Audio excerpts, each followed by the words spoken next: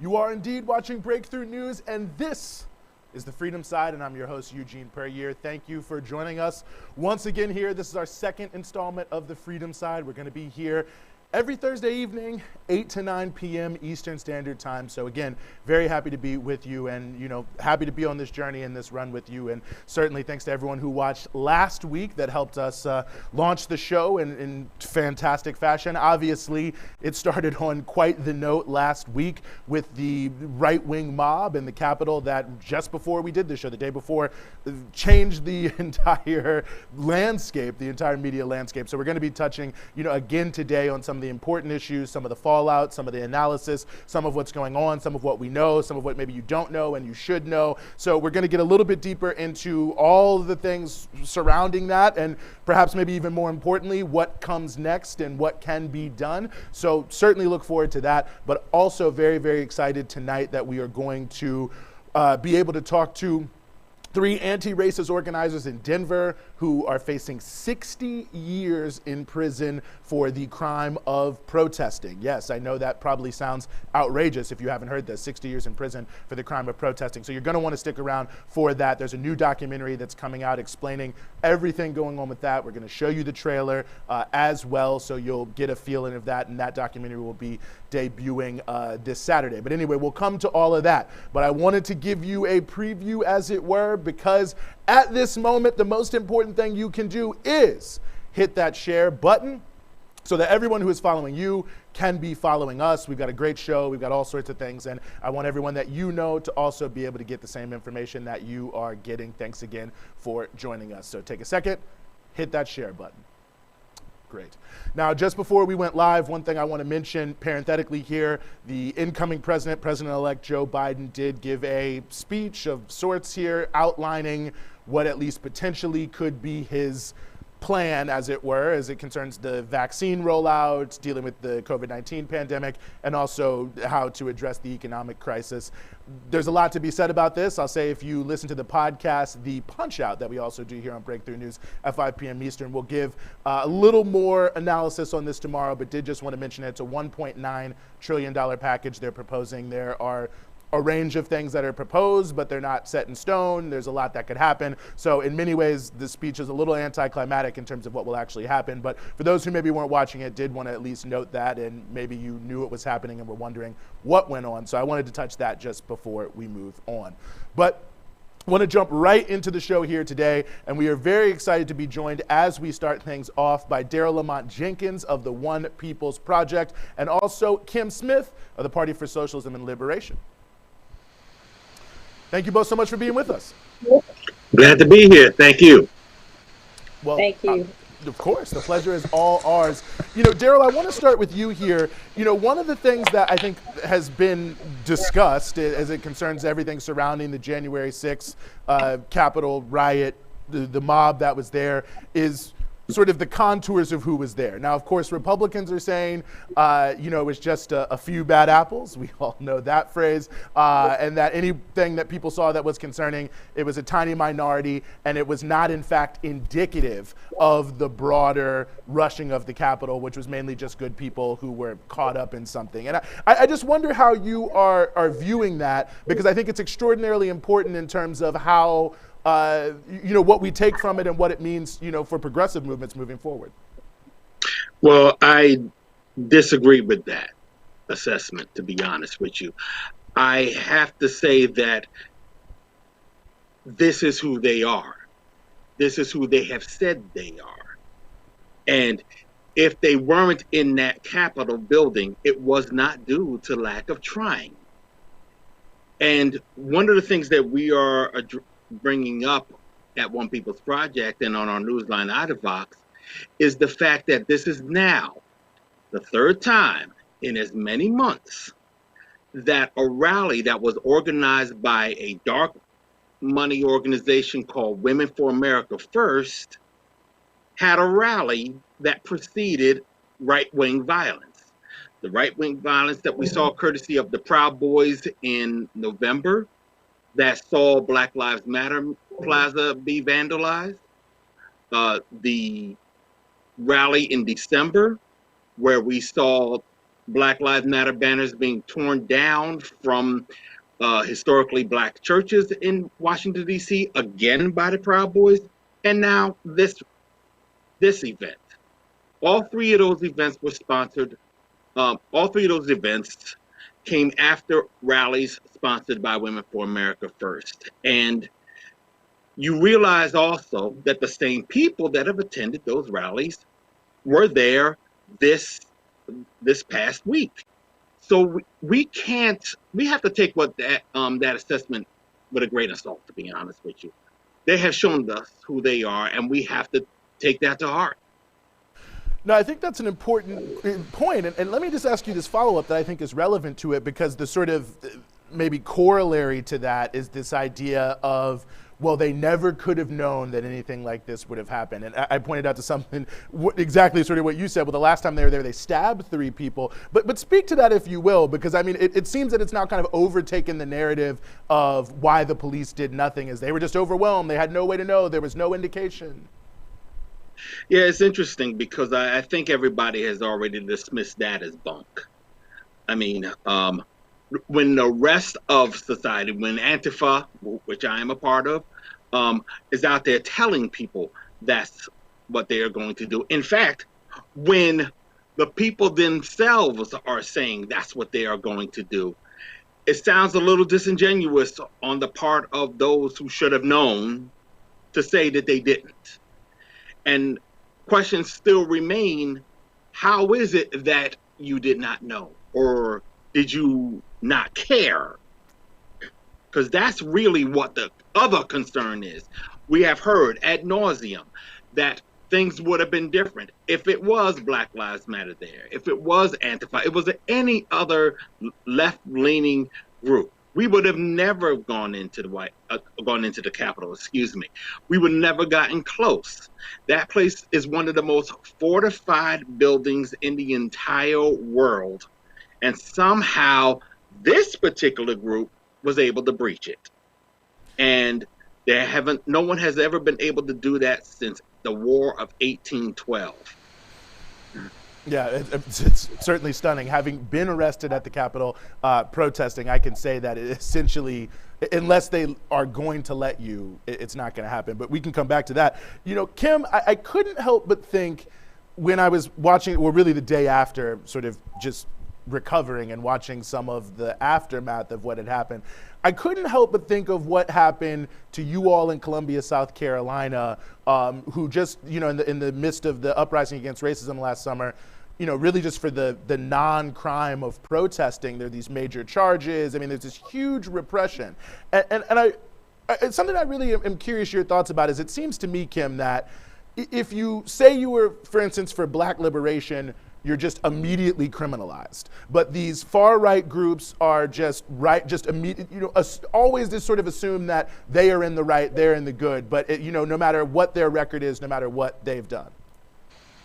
Oh yeah, most definitely. Here in Columbia, you know, at the height of the, you know, rebellions last summer, Columbia Police Department like wasted no time with the tear gas and like, you know, making sure that protesters were arrested. You know, as a part of the Soda City Bail Fund, we saw that like 100 people got arrested for peaceful protesting. And lots of these people got hit with felony charges. You know, just because it was a Black liberation. Columbia, you know, they saw the Black working class coming together to protest all of the police brutality, not only across the country, but that continuously happens in South Carolina. And they were not having it. They crushed it as hard and as fast as they could, to the point where they were putting out wanted lists a month or two after the protests. And they were having U.S. Marshals come to protesters' houses, or people who were just at the protest or walking by, coming to their house and their jobs, like kicking their doors in and arresting people just for protesting. But you see what happened at the Capitol? Basically nothing. But because it was a Black liberation movement and the Black working class was coming together, they wanted to strike down as hard and as fast as they could. You know, I think it's such an important point. I mean, and in some ways, I'm also just curious, Kym, how you felt, how it seemed to see these images, knowing the sort of hypocrisy and double standards that are out there. This images from the Capitol riot, I should say. I think seeing those images and just how I felt, I think more than anything, I just felt of course, like the first rage, but also it just made me determined. It was just like, okay, no, like, because especially with the history of the South and South Carolina and like how they squash movements, we could talk about Reconstruction all day and how they violently squashed Reconstruction and with lynch mobs and things like that.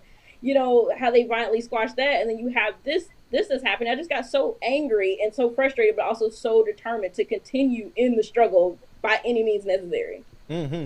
Well, you know, Daryl, and thank you for that, Kym, because something that it really makes me think of, and I really appreciate bringing up the history of Reconstruction, is, you know, when I think about this, Daryl, I feel like a lot of people are thinking, I mean, I think obviously we can all sort of dismiss the whole, like, you know, this is not America. I think that's obviously completely ridiculous. But it seems like we need a greater appreciation of the role that this kind of right-wing violence has played historically. Like, to just look at it as just Trump or just this moment, it may be difficult to capture sort of the arc and at least potential future of some of this. Well, that's the thing. I mean, I've always said that this was bigger than Trump, far bigger than Trump. This was going on well before Trump had even got on the political scene. I mean, when I bring up Women for America First again, the founder of Women for America First started with the Tea Party. And even before the Tea Party, we had militia groups that what we saw happen in Oklahoma gave us Oklahoma City in 1995. You know, I mean, we've seen them bomb abortion clinics and kill abortion doctors. And this is not done in a vacuum. This is done by people who believe, probably rightfully so, that they are losing power, that they are losing control over the people that for 400 years they have been able to keep down. And everything that used to work isn't anymore. I mean, I remember one of our local Boogaloo boys, his name is Paul Miller. He said that the next civil war will happen when the right feels that they cannot win national elections anymore. We're getting close to that. When you have a black man coming from Martin Luther King's church and a Jewish man representing Georgia in the Senate, you know something's coming.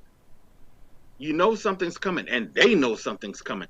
So they're going to fight back harder. They're going to fight back as hard as they can. They'll lose because we will fight as well, but it is telling what it is we're dealing with. When you look at the history and you look at what it is they have been angry about in particular over the past just 4 years alone, you know what kind of work we have to do.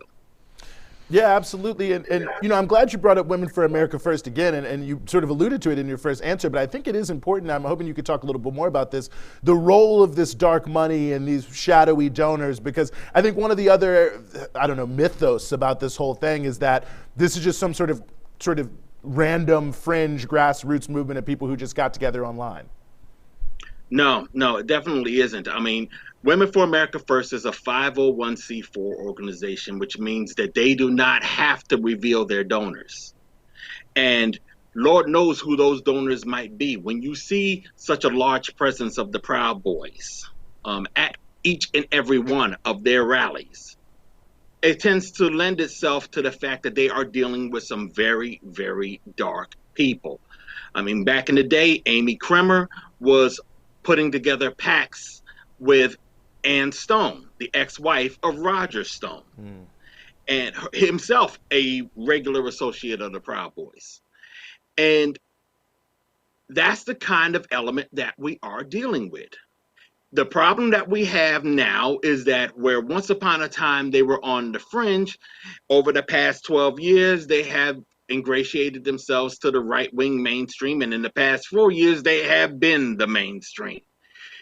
So they think that everything they can be, they are untouched at this point. So they're going all out. That is why they are angry that they lost Trump, because Trump was the best advantage that this lunatic fringe has had in a generation, and it's over.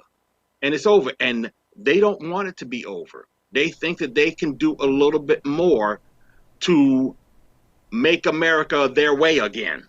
You know. So that dark money is coming from dubious people.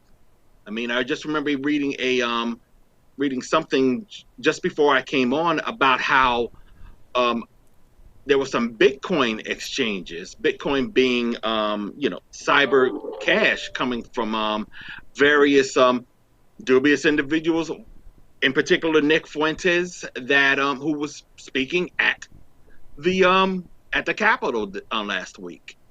So when you see that this is who we're dealing with, when you see that's what's going on, you can guarantee that we are going to have to do some investigating and understanding who it is and how it is we are going to be able to neutralize this.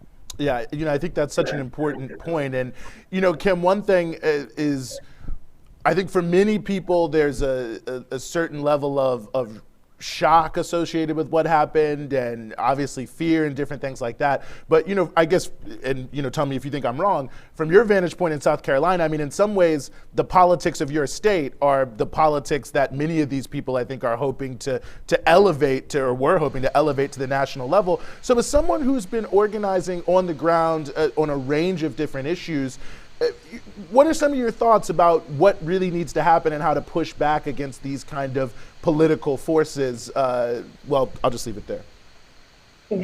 Well, first of all, I totally agree with your point, Eugene, that like South Carolina is such a key state. And like again, I always go back to history with South Carolina, just what happened and the gains that we made, and we were told, they were told that they would never acquiesce in Negro equality or supremacy in South Carolina. So they've always had a vendetta against South Carolina. They're always going to make sure that it's elevated as this state that is like white rule. There's always going to be repression of the black working class at all costs. But I think what people need to do and what we really need to do is to join an organization, to get organized and begin mobilizing and get educated so we can fight back about this. We've seen this throughout history. So if we just get organized, join an organization and start mobilizing, we can really start making those gains and start pushing towards true liberation.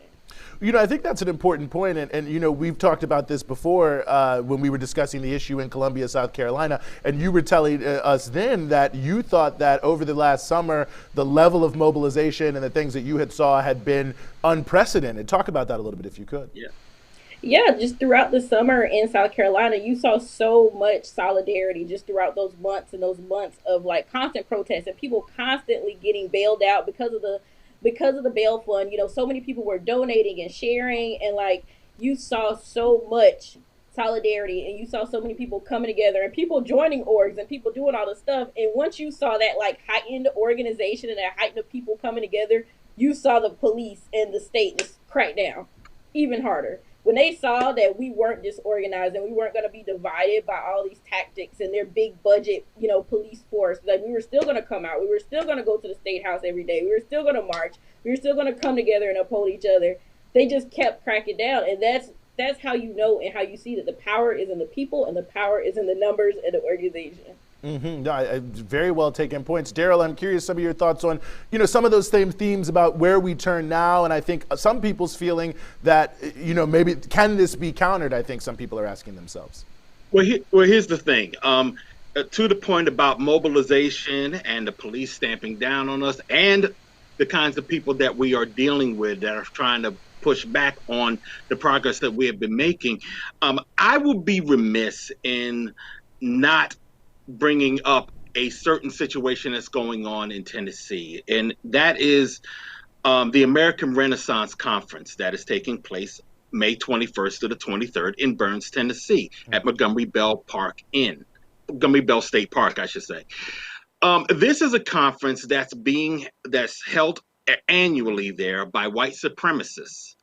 They used to hold them in Washington, D.C., and even had them on C-SPAN, but once the hotels started shutting their doors to them, they started looking for other places to hold the conference, and they ended up being in the backwoods of Tennessee, 45 minutes away from Nashville, and they've been there for 8 years. Now, people down there have been trying like crazy to just shut this down, or at the very least oppose this conference. And this is a conference where Yes, you will see some folks who were at the Capitol today, Nick Fuentes in particular, who spoke at American Renaissance Conference, attending that conference. And they held this conference in 2017, 2 weeks before Charlottesville. The organizers of Charlottesville were there and networking with people who they wanted to see in Charlottesville. This is how concerning this conference is. So residents of Tennessee have been trying to get people to take notice of this conference and help them fight back against its presence. And here's the bigger problem. This is where we get to the stamp down. This week, the Tennessee State Park organization association, I believe, I cannot recall the actual name. They are trying to implement new rules which will deny people the right to protest in state parks. And and people down in Tennessee have considered that to be a particular affront to them, and most importantly, they feel that they are the reason why they are trying to implement such rules, because they have been so accommodating to this particular conference that other white supremacist conferences have been taking place in that same park and in other state parks in Tennessee. So they're asking people for help. They're asking people to come down or help them fight this thing that they have been dealing with regards to the Parks Commission. This is where we can mobilize. And when we do mobilize against this particular conference, we will be able to neutralize at least one avenue where the haters and the hate mongers in this country will they will lose this. We will be able to take this from them, and they will have to find another way to mobilize. Hopefully they won't be able to. Yeah, no, well, so thank you for sharing that. I mean, that's outrageous, but I guess, well, maybe not for a park state that has a Jefferson Davis obelisk in a state park. But let me just ask you real quick, just as a follow-up too, Daryl, how can people find out more? I think there's probably a lot of people who heard that who are like, yeah, I would do something. This sounds terrible. Well, I'm also with another group called the Anti-Fascist Unity Coalition, and you can find their Facebook page. It's the Anti-Fascist Unity Coalition, or daysofunity.org. You can contact me at onepeoplesproject.com or at idavox.com. There's a lot of information about the history of these conferences and what we're trying to do over the next couple of months to help people understand the fight that we have now, as opposed to getting people out there then. And hopefully we can make a big deal of this time, because the biggest thing that we have to come away with when it comes to this particular conference is that the wrong people are feeling very, very comfortable right now. And we need to take that away from them. Let's do that this year. I think that's an extraordinarily important point. And the next question, I'll start with you, Daryl, but I'm curious both of your thoughts about this. That speaks exactly to that. The importance of denying platforms to people to spread their hatred. I mean, obviously, this is a somewhat controversial issue in the context of quote unquote free speech. But I mean, it seems to me that in the wake of Charlottesville, for instance, I mean, the anti-fascist mobilizations that followed in the wake of that were successful to some degree, at least in raising the banner and maybe pushing some of these groups back. So I'm curious your thoughts, Daryl, about the importance of that sort of tactically and strategically, when I think there are many who sort of say either, let them be pushed in the marketplace of ideas, or let Joe Biden, do a domestic terrorism law. No. They're not looking to try to sell their ideas to you. They're looking to rally their people, rally their base. And I'm just going to simply quote Rush Limbaugh in regards to the whole free speech thing. I know, yes, they do have the right to speak. They don't have the right to be heard. Let them complain about the fact that, quote unquote, big tech is taking them down from Twitter, or Amazon is striking Parler from their web servers. They don't have the right to tell people that we have to put up with them. If anything, they're trying to use their freedoms to take away ours. We have to recognize it that way, and we have to push back against it. They do not have the right to force us to accommodate them. That's it. I couldn't agree with you more. Kym Smith, I'm curious your thoughts on the same question. Should we let these fascists do their thing? Maybe I know your answer to that, but anyway, I'm curious your thoughts. I think you know me well enough, Eugene. But I totally agree. Like, completely not. We've had 400 plus years of right-wingers, fascists, spewing their bullshit at us and in our education systems and teaching our kids. No, they don't need a platform. Deplatform them from everywhere. They don't need to have it. They cannot force us to listen to this. They cannot force us to let this be, spoken out into existence. Because just like Daryl said, they're not trying to mobilize me. They're not trying to get me or you or Daryl. They're trying to get that small percentage, those little bit of people that they think that they can reach. Those little people who haven't had the class consciousness raised, who haven't had political education, they know who their audience is, and we don't need to give them a platform. They need to be stripped of every platform. We've heard it enough. We don't need to hear it anymore.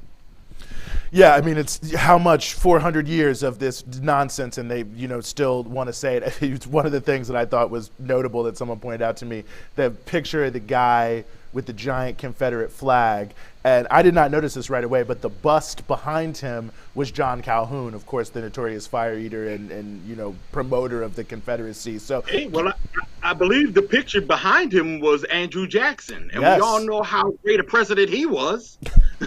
Trump's favorite president, in fact. Genocide, slavery, that's what they're about. I mean, and they try to prettify it, but I think you all have done a great job in exposing a lot of that. Daryl Lamont Jenkins, Kym Smith, really appreciate you guys so much for joining us here on the Freedom Side. Thank you. Hope to see you again. No, absolutely. It'll be our pleasure to have you back, both of you, and we're very happy to have everyone here. And if you're watching right now, if somehow you just tuned in, you think this is great, you want everyone else to know about it, well, there's something that you can do. You can take a quick minute. You can hit that share button, and that way everyone who follows you will follow us. And I also, before we move on, just want to note here, we're 100% crowdfunded. We need your support in every possible way. Everything we do, everything we've been able to do, every new thing we're able to do is because of you, our watchers, our listeners. Really, we're in this together as a collective. Patreon.com/breakthrough news. You can go, you can become a patron, you can donate at a number of different levels. There's a number of good things, including this great mug that you can receive for that. But most importantly, that you're going to get more and more from us here at Breakthrough News. So patreon.com/breakthrough news if you want to become a patron at any level. It is deeply, deeply appreciated. All of our equipment, everywhere we go. For us to even be in Minneapolis, for instance, which is where I know a lot of people first heard of us, was only because of what those who had become patrons up to that point had done. So patreon.com/breakthrough news. Be very, very happy to have you here along with us. And of course, take a second, hit that share button wherever you're watching. Make sure whoever's watching you can watch us. So we want to, first of all, of course, thank Daryl and Kym for joining us. We want to move on a little bit here. Sorry for looking at my notes. It's not that I don't want to see you. I guess I can't see you anyway, but you're virtually out there. We're virtually making eye contact, I guess. Nevertheless, we want to turn to some important issues that are floating around this. And some of this, and I'm very grateful to our first two guests for, I think, already highlighting some of this, which makes my job and my life a little bit easier. But I think there's just several issues that I think are connected about how we understand what took place at the Capitol. And I think it's important to have the right narrative. And it's important to have the right narrative because right now there's a huge obfuscation attempt going on here. You've got, all these corporations and subsets of Republicans and other people who have been 1,000% complicit in all of this, not just during the Trump administration before, and promoting this sort of racist, far-right, fascist-adjacent, fascist witch's brew that has come together here around Donald J. Trump and his soon-to-be gone presidency, that there is a attempt for people to distance themselves, to whitewash themselves, to create new narratives. And as much as I think it feels like what happened, I think it's easy to start to lose it. So there's just a few things that I think are important. The first thing is this issue of false equivalence, and that might in many ways be the easiest one for those of us who are for freedom, for justice, to recognize as completely ridiculous, but I think it deserves to be mentioned. Now, many Republicans, Matt Gaetz is one of them, who's a congressman from Florida. I won't go through all the names. It doesn't really matter. The point being, many Republicans are saying, well, yes, It was very bad. It was terrible. It was just, whoever could have believed they would do this?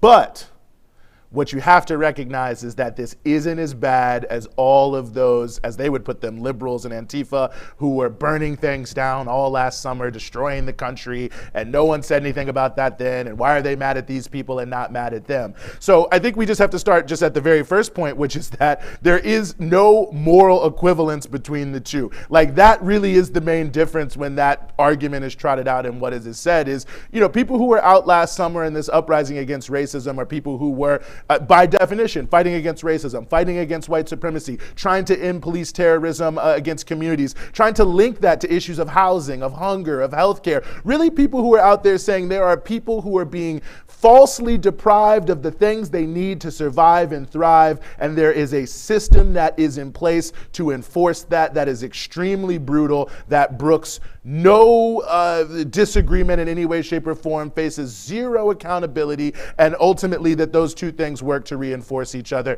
this repressive system and the destructive impact it has on communities, and that has to end. And it has to end now. And that, quite frankly, the lack of action on things that many of these people in positions of power claim they actually know are problems is a sign that we need to come out, we need to move forward, we need to protest, we need to be, to get on the map somehow, some way. That is in no way, shape, or form, no matter what took place in the streets, morally equivalent with what we saw January 6th at the Capitol. I mean, first and foremost, what were they there for? I mean, they were there to overturn the results of an election. And not just that, really, but by targeting, really primarily the Black community, but Black and Latino voters. When you look at what they were targeting, for instance, you take the Wayne County decision where they want to invalidate all the votes in Detroit, but they don't care about these little white suburbs. I mean, you look at what's happening in parts of the Southwest where they're making all these absurd claims about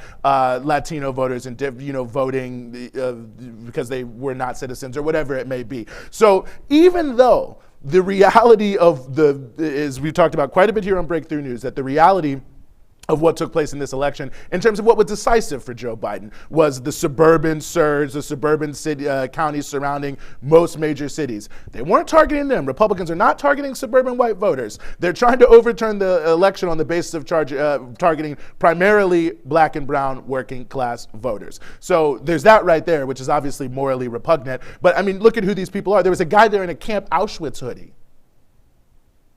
Camp Auschwitz.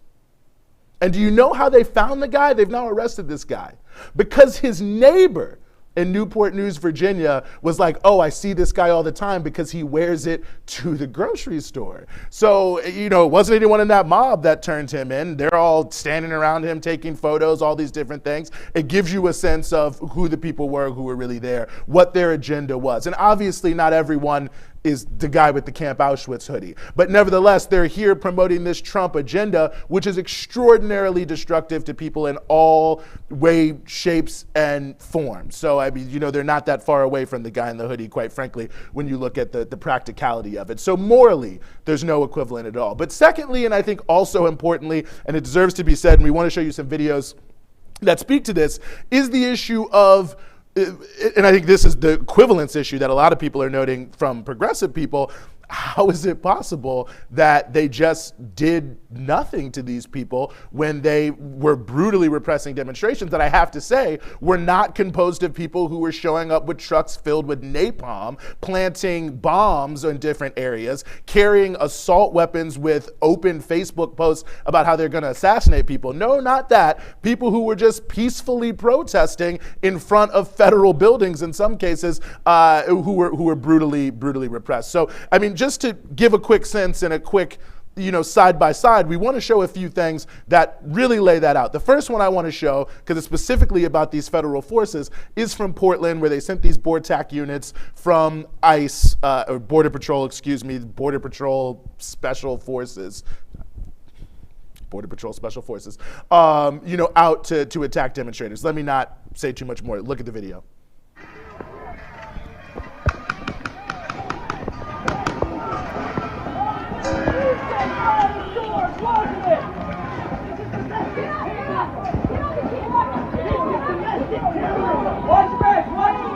Keep walking!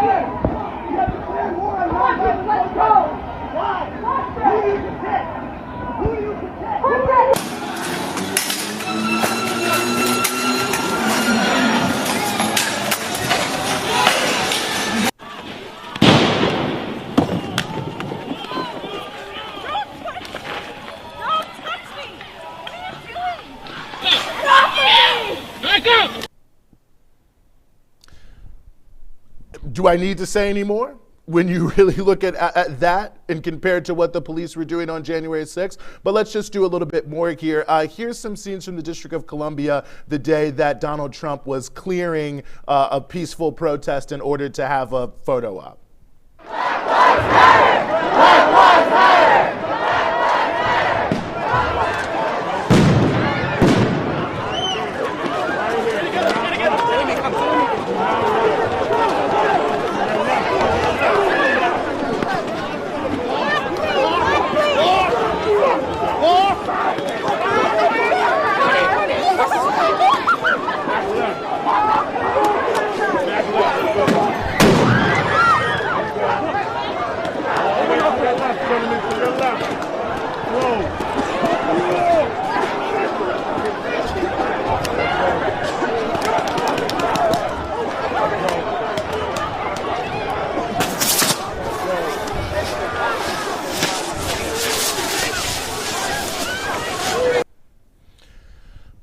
You know, just for good measure here, I want to show you one more from DC of DC police, and this is just before when they're pushing people, cornering people. They forced them into a house and laid siege to the house all night. This is just before then.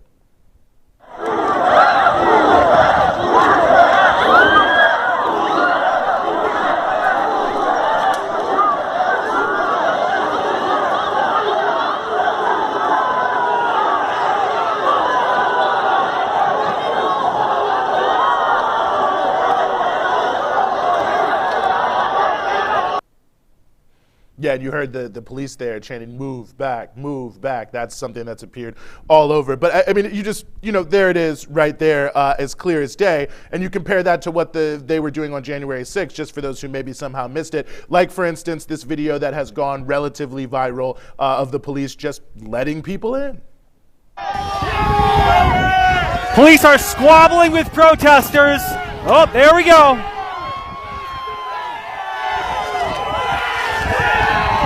And they just breached the Capitol again. There you go. And here's another one that we actually just found today, searching. Yes, this is what we do for you here in Breakthrough News, searching through videos that were on Parler. And this one is of the police. I don't really know what they're doing. We'll just show the video. We have the building. Yeah, we do. No. They're withdrawing. There's nobody else inside. What do you mean there's nobody else inside? We just extract them. This is the cops. The building's yours. I mean, are you kidding me? I mean, you can see the two things. In the uprising, you have military formations, and they're just beating the hell out of anyone, no matter what. The Capitol, they're just randomly letting people in and randomly leaving, which really brings me to my next point. It's obvious that this was not just some accident, and I think many of you probably feel that way. And I think one question we have to ask ourselves, knowing that, is how much do we know already about how high this went? And I'll preface this by saying we don't know everything, but we know a lot, and we know a number of things that are very important. And the first thing I want to do is bring up a screenshot here just for you to see that was from a Wall Street Journal article. This came out just before. I mean, I'm just going to read a little bit of this to you. Federal authorities had planned to deal with protests this week with a relatively small, minimally visible presence. So that means from Jump Street, they had planned not to really do anything as it concerns what was coming up, which is extraordinarily notable given the types of things they do for nothing else. I mean, we mentioned large peaceful protest in DC.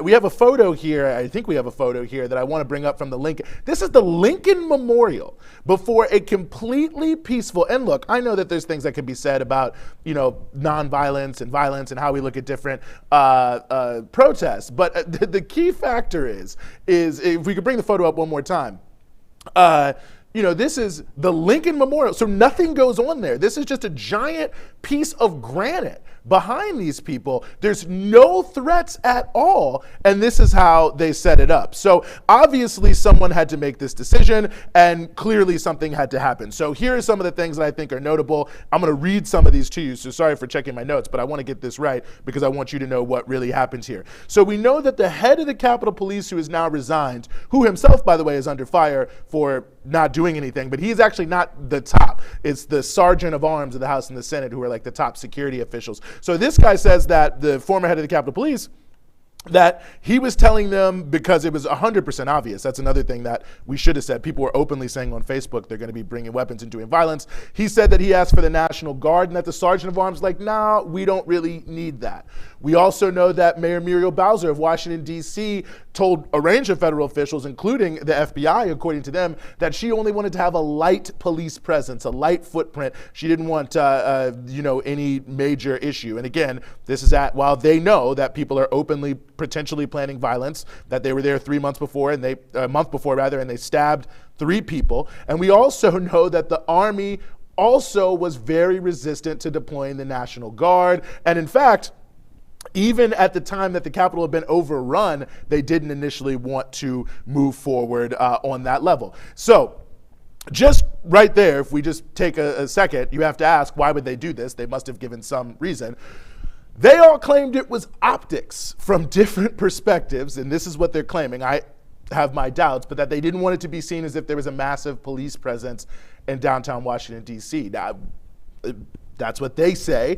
And if we even just take that as a grain of salt, and I'm going to say something else about that in just a little bit, I think one thing we have to recognize is that means at the very least, they didn't take these people seriously at all, despite the fact that they were openly putting violence out here. But I think there's questions about whether or not that is what really happened. And I think one of the questions that has to speak to here is the security arrangements have to be run by congressional leadership, which certainly makes you wonder whether or not there were sort of right-wing leaders in Congress who were looking to tamp this down because the mob was being mobilized partly by them. So a couple things I want to note about that issue. Now, Representative Mickey Sherrill, I believe it's Mickey, actually spoke about this, saying that she had seen members of Congress doing things that looked like sort of a reconnaissance mission. Let's show that video. And so I arrived in the Capitol the week of the 6th, and I was very concerned about the violent crowds, the violent extremist groups that were coming to the Capitol for the mobs on the 6th, called there by the president.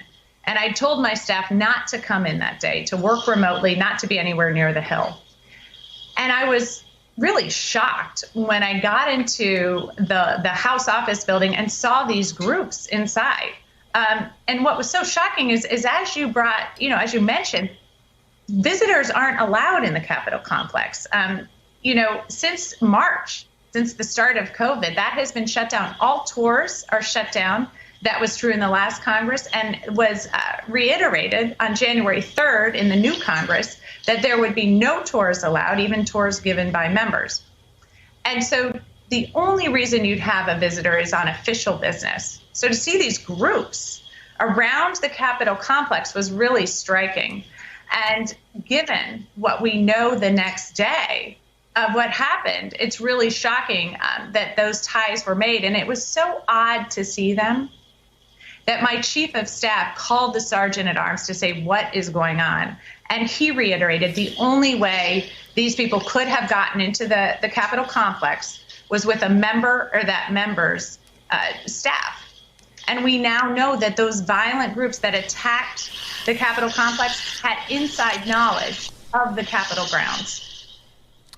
Inside knowledge. It's certainly an interesting point there, and I think that's going to be looked into. There is an investigation that's already taking place into this, whatever these reconnaissance missions were. But I think it just raises the final point that I want to raise here. These people had inside knowledge.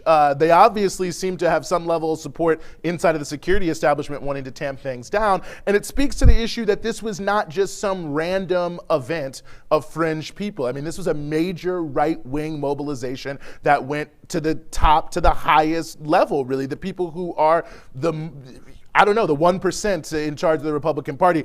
Here's a good example. The Republican Attorneys General Association, that's all the attorney generals who are Republicans in the country. Can't get more establishment than that. Through their dark money arm, and they get all sorts of money from every big corporation, through their dark money arm, they were a sponsor of this to the degree that they actually sent out robocalls encouraging people to show up. So we want to let you hear some of that. I'm calling from the Rule of Law Defense Fund with an important message. The March to Save America is tomorrow in Washington, D.C. at the Ellipse in President's Park between E Street and Constitution Avenue on the south side of the White House, with doors opening at 7 o'clock a.m. At 1 o'clock p.m., we will march to the Capitol building and call on Congress to stop the steal. We are hoping patriots like you will join us to continue the fight to protect the integrity of our elections. For more information, visit March to Save America. So again, that comes from the Republican Attorneys General Association. Well, their dark money arm, that's the organization that woman was with, but it gives you a sense of how high this thing really went. I mean, they're doing robocalls. That's big mobilization. Turning Point USA, that's Ben Shapiro of WAP fame, some might say, who, now is denouncing the whole thing. Oh, this is so terrible. Well, he also sponsored 80 buses. I don't know if we have a photo we could bring up of this. He did this tweet. Charlie Kirk, who did I say? I was waiting for the studio to tell me that I got it wrong. Who did I say? Ben Shapiro? Anyway, Charlie Kirk, they're all the same to me. They're all terrible. But you can see this right here. 80 buses full of patriots to DC to fight for this president. They actually had a nice little graphic that they put out there. They were offering people deals with hotels and the whole 9 yards or whatever. So even though they've now denounced the thing and are saying they're not for it, and of course they're among other people who are on their board, Foster Freeze, the furniture 100 millionaire that's out there, obviously major organizations are supporting this. ABC News reporting that White House aides were directly working on this issue. You've also got some of these organizations that were sponsoring them. One of them, Phyllis Schlafly's Eagles, I looked into this a little bit. They don't say that much about how they were funded. A lot of this is dark money. But I do know the guy who was the president had a group before that was solely funded by a $2 million donation from a guy who got rich off of fracking. So again, these are not just random people. Jenny Thomas, that's the wife of Clarence Thomas. She was a big supporter of this, all over Facebook, all over social media, telling people to show how great of an event it was while it was going on, saying it was great. So nevertheless, this is very high level people. So I really just want to take a step back here and sort of summarize it, because I think people are saying, well, why did this happen? And how could this happen? As if it was random, as if it was fringe, as if it was unpredictable. But the reality of what we know now tells us enough that, one, it was completely predictable. These people were openly organizing to do a number of things, including commit violence. Two, this was a major right-wing mobilization that came straight from the heart of the right-wing money machine to promote this completely fraudulent effort to overturn the election by targeting Black and brown working class voters primarily, and that they planned this event specifically to create some level of disruption to push forward their cause. And this is the most speculative part, but as we were talking about these high-level connections and the connection to the security forces, it seems relatively clear that there were also allied forces in Congress and in the administration working with the various local officials and federal officials on security to tamp down the security presence. And the only reason you would want to do that, it's not optics, it's because you want to make sure that you can create the maximum level of disruption, which is obviously what these people promoting this wanted, to try to find a way to stop the count. So it's not, fringe, it's not random, but this is really a major right-wing mobilization, and we have to put the blame where it really is, not just on random people who showed up, but the people who paid for it and the people whose political agenda is behind it. The police are much more prone to brutality here. APD is more likely to kill you. I remember the first night that we heard about what happened to Elijah, and actually that was the night when he had been brutalized and beat up by the police. He didn't actually die until a few days later. You're saying there are no injuries, the guy's dead. So clearly things happened to him that were wrong, Mr. B.A. He probably most likely died from excited delirium. It's a criminalization of blackness in and of itself. It's a criminalization of oppressed nations, people in and of itself. We are killed because we are criminals. Like, let's say when Ferguson was going on, when Mike Brown was killed, we didn't even have big protests in Denver like we had this summer. We didn't have that energy. Aurora is used to not having things disrupted. This changes today.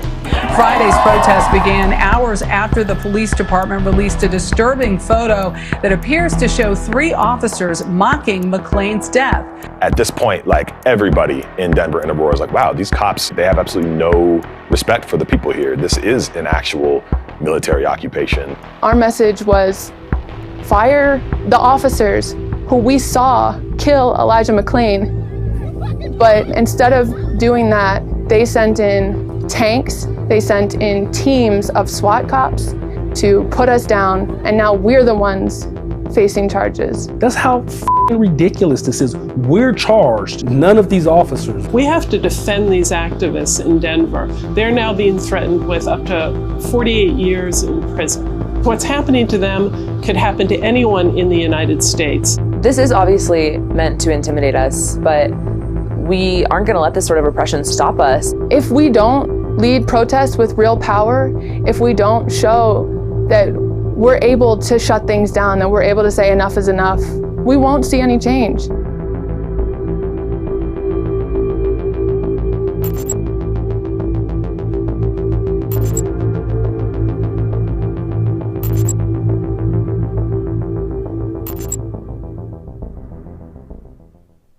And that was the trailer for a new documentary put together by our team here at Breakthrough News in defense of justice in Denver. As you could see quite clearly there, detailing the struggle for justice for the murder of Elijah McClain by Aurora PD, and also the story of organizers and activists who are now facing up to 60 years in prison for the crime of demanding justice, while the cops who murdered Elijah McClain are walking around free as if nothing happened. It's disgusting on so many levels, but I have to say we are very honored here tonight on the Freedom side to be joined by Lillian House, Eliza Lucero, and Joel Northam, who are three of the organizers who are facing these completely ridiculous charges.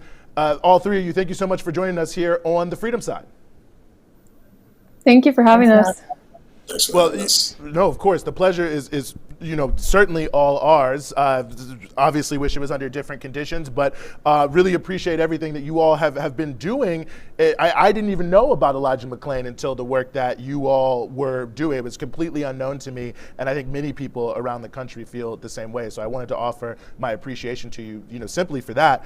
The documentary is out.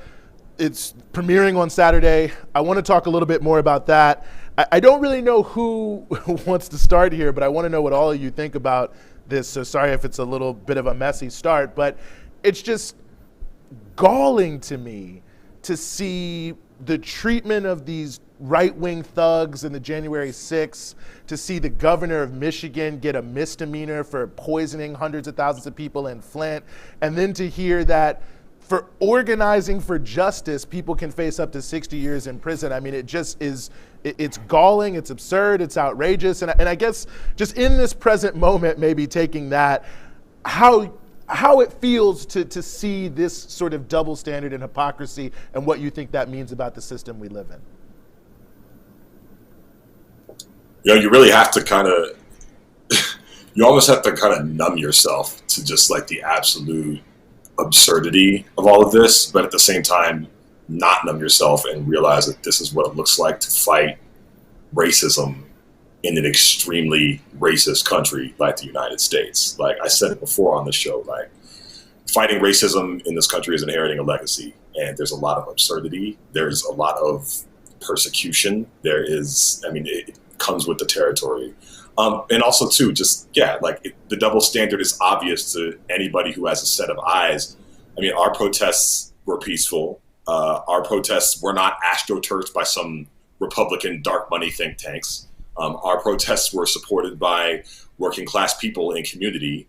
It just shows the glaring hypocrisy, but it also just exposes what this country is really about and what it's really for, right? Like, the events of the 6th was more like sibling rivalry than anything else. Our protests were a fundamental challenge to the structure of racism in this country and to police forces, which are also, by the way, a white supremacist mob, and a more dangerous and organized one, I would say. No, I agree with that for sure. Lillian, Eliza, anything you want to add? I mean, I think it was stunning to see this all happening. An active, fascist insurrectionary attempt on the Capitol, and knowing that we live under this government with such immense repressive powers that we've had wielded against ourselves, and seeing the kind of kid gloves that they brought out on these fascists, and then as well as the police forces, which obviously had a very significant hand in making this happen. It's quite a contrast knowing that, like, I myself have 25 charges, 12 felonies, one of them carrying a mandatory minimum of 8 years in prison. All of these could be 60 years in prison, and this is for peaceful protest for justice in our community. Yeah, no, absolutely. I mean, it can be hard to fathom because it's just the charges seem just completely made up in the context of it, but it's obviously real. And I think that speaks to something that is so deep in this society of who's viewed as a threat and why they're viewed as a threat. I think sibling rivalry is a great way to put it. I want to say quickly, or not say quickly, or one of the things maybe I'm curious about in terms of how you all have been waging this struggle. Certainly something that I saw in the documentary, or come through in the documentary, that I think is very important, which is that, even though you were being targeted for just the crime of organizing, the crime of seeking justice, that has not cowed you, and that you're continuing to use this platform to raise the complete ridiculousness of how those cops who murdered Elijah McClain have completely gone free, and these politicians have done nothing. It's extremely. Anybody. No, that's fine. I mean, it's extremely important because Elijah's case is ongoing. I mean, the pressure needs to stay up.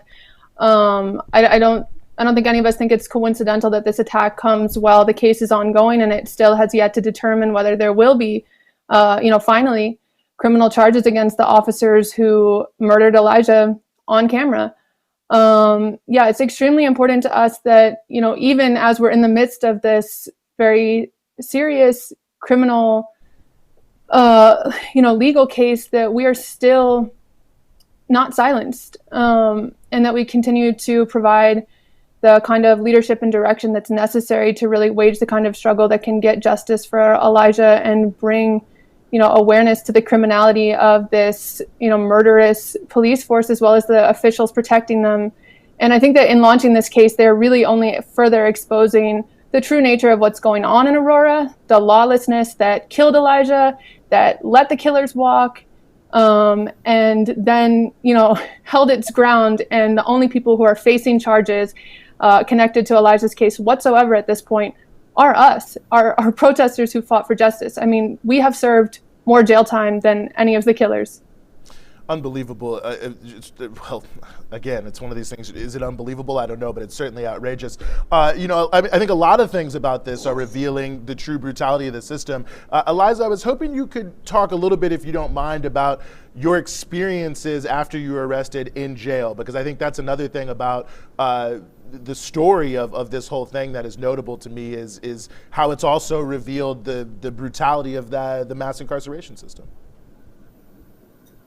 It has definitely revealed the brutality of the mass incarceration system.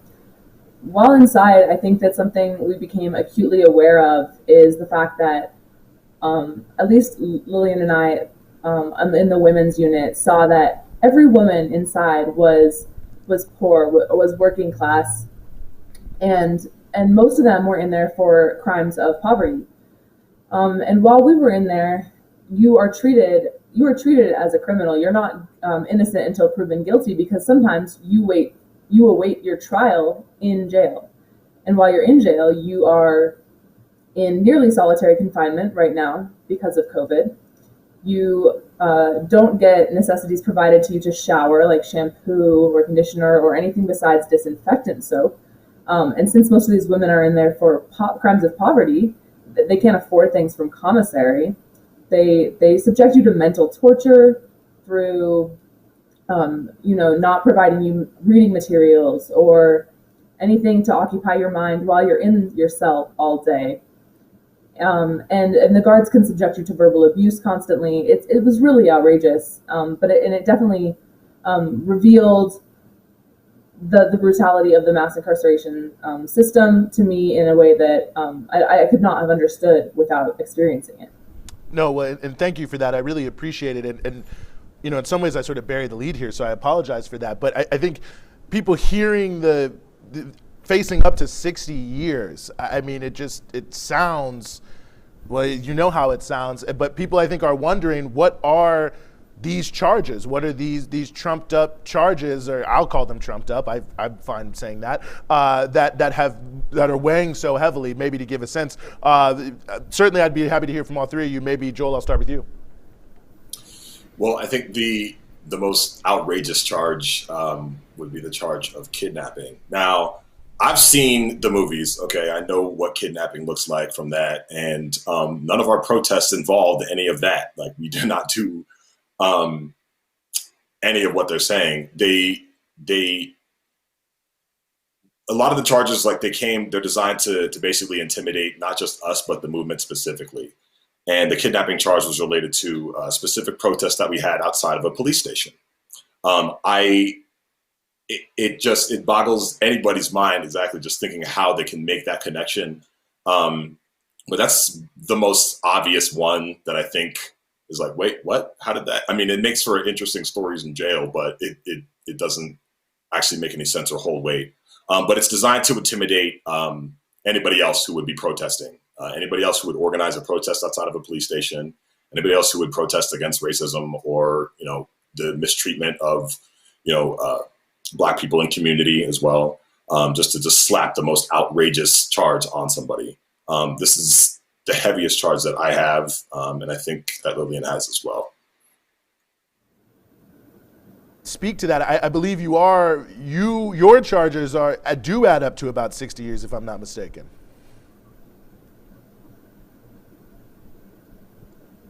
Well, mine add up to 60 years. Joel's got about 54. Yeah. And, the kidnapping charge is really outrageous. And the fact that they hit us with a charge that does carry a mandatory minimum of 8 years in prison, I think really indicates the extreme seriousness of this case. If we're convicted on that, we will be going to prison. And it could be for as many as 24 years. But they've also done what happens so many times in these cases where they stacked all kinds of ridiculous charges. I mean, we had months of protests and now we have charges attached to all of them, despite the fact that they were completely peaceful. I mean, we have just piles of, riot-related charges. There were no riots. We have disturbing the peace, obstructing governmental operations. It's just all of these things which the state can arbitrarily slap on protests, which they have decided arbitrarily go too far or offensive to them. Yeah, extraordinarily well taken point. And obviously, anyone who follows the criminal legal system, can't call it the criminal justice system, the use of stacking of charges, the intimidation of people, the destruction and separation of families, sadly, in the arsenal on an everyday basis. And I think those are all things worth talking about. I want to turn our attention here real quick before we go to the documentary. I mean, I guess it's easy for me to say it looks like a great documentary. It's from Breakthrough News, but I think it's extraordinarily important. Saturday, I believe it's at 2 p.m. Eastern time. You'll have to correct me here. There'll be the premiere of the film. So I was hoping just if y'all could talk a little bit about that premiere, where people should go, how they can watch it, because I'm sure there are many people wondering not only how they can see the film, but how they can support. Well, it's at 4 p.m. Eastern, 2 p.m. Denver time. And yeah, we're so honored that Breakthrough had a team come out here and cover this. I mean, just bringing attention onto this case is so important.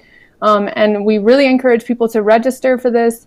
It'll be the premiere, as well as, we'll have a Q&A with us and another arrested organizer named Terrence Roberts, who we worked very close with, as well as a constitutional rights attorney, Mara Verheyden Hilliard, is going to be on speaking to, the implications of this case. But it's a really fantastic documentary, and we want people to attend. And you can register. Go to denverdefense.org, and you'll find the link there, as well as the trailer.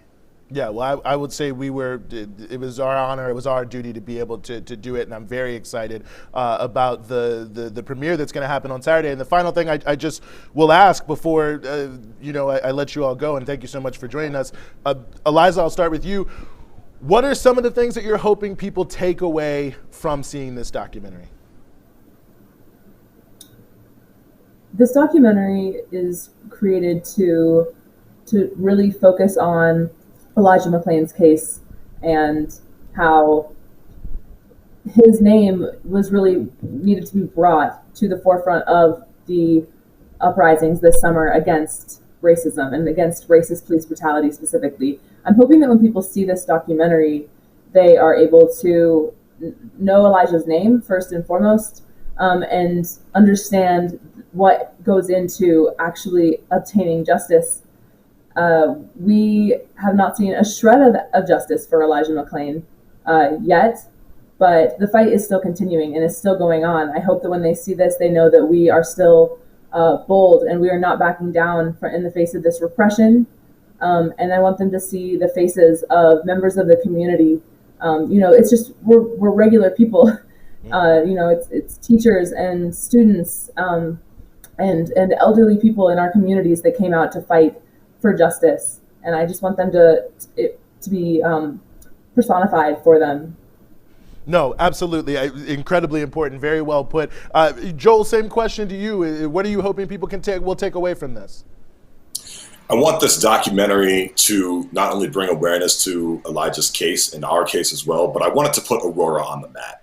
The people of Aurora have been oppressed and beaten down for so long with minimal attention to it. They think, oh, it's just this other part of Denver, but who cares? Aurora hasn't really seen justice for any of the occasions of police terrorism against the people there, and that are even still continuing right now. I want this documentary to shed light on a place that is relatively neglected. And I want people to see that there are people there that are fighting back, and that we don't actually have to live like this. People don't actually have to sit there and take it, that they can go out, that they can use their voice, that they can organize. And I want people to see that. And I want that to also supplement the fact that this case, like what's happening to us, this is having the opposite effect of what the officials in Aurora wanted. The officials in Aurora wanted to sweep the Elijah McClain case completely under the rug. But their persecution of us has just given them attention that they don't want. And so the reverse is happening. It's like, yes, we're dealing with the case, but ultimately there's 327 million people that are going to be looking at what's happening here. And that's really what I want. I want the people of Aurora to feel empowered, because ultimately the people that make history are working class and oppressed people in this country. That's it. Right on, right on. Well, I am so deeply appreciative of you all for coming on. We're 110% behind you here at Breakthrough News. This documentary was the least we can do. Every person who's watching this, make sure you tune in this Saturday, the 16th. Watch the premiere. Just watch all of our pages. We will mainline it to you, so follow us first and foremost. But you have to watch this. Extraordinarily important. You have to get involved. That's coming straight from us here at Breakthrough News. Crucially important. Lillian House, Eliza Lucero, Joel Northam, thank you so much for joining us here on the Freedom Side today. Thank you. Excellent. Right on. Well, that is going to bring it to a close here on the Freedom Side for this week. Of course, we're going to be with you at 8 p.m. Thursday evening. That's Eastern Standard Time every single week. I'd ask you, if you like what you saw here today, support us. We're 100% crowd-funded. Go to patreon.com/breakthroughnews. That's patreon.com/breakthroughnews. You can find us across all your social media platforms at BT Newsroom. That's at BT Newsroom. So please become a patron, support us, follow us, like, share, all of that good stuff. We need you as much as you need us, and collectively we can really move this forward. But like I said, 8 p.m. Eastern, Thursday nights, the Freedom Side. That's going to do it for us today.